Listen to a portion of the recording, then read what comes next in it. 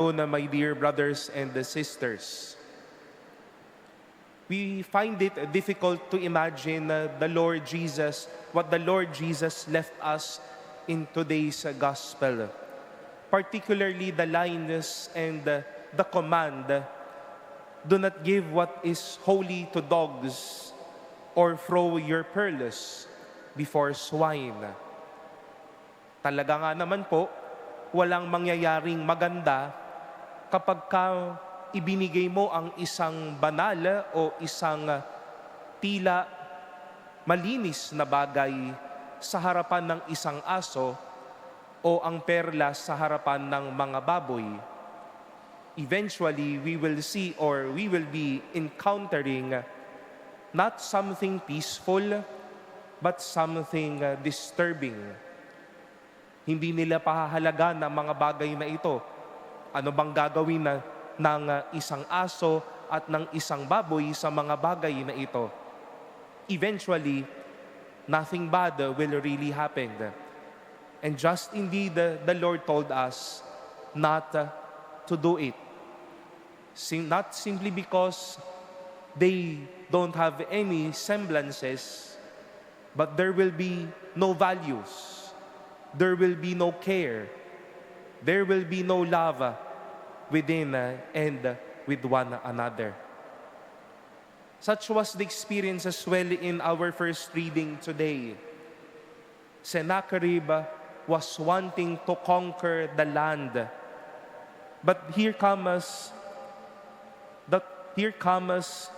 these people raising their prayers to God so that they may be freed from Sennacherib, who was wanting not only for a land, but to contribute to their own agony. Pahihirapan niya ang bayang ito, aangkinin niya ang bayang ito, papaslangin niya ang bayan na ito. Kaya tumuloy sila sa Diyos upang hilingin sila ay mapawala sa kamay ng taong ito. And thus the Lord responded gracefully.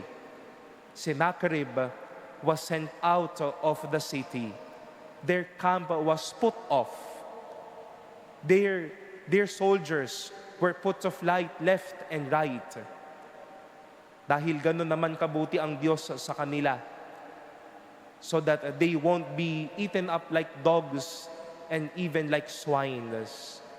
They may experience how God protects and safeguards them.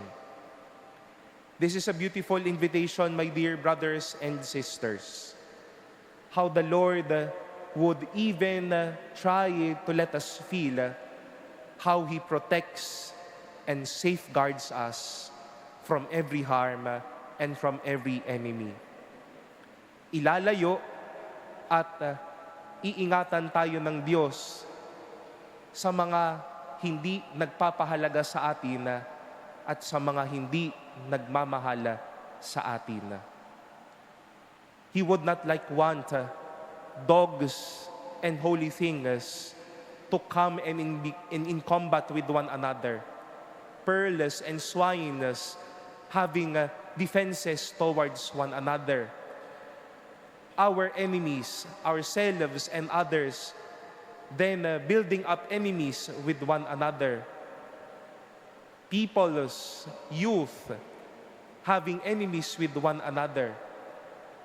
O kaya baka ang dali na lang pumitik ng baril, makahanap ng kaaway, makahanap ng masama dahil ang iniisip natin hindi na pagmamahal at hindi na paghahalaga, kundi kalaban ang bawat isa. Ililigtas at ilalayo tayo ng Diyos sa mga hindi nagpapahalaga at sa hindi nagmamahal.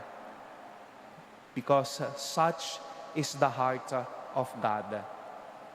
He placed the first line of defense so that life won't be about me versus you, but us with one another, working on a beautiful life, trying our best to resolve things together, not anymore holy things versus dogs, pearls versus swines.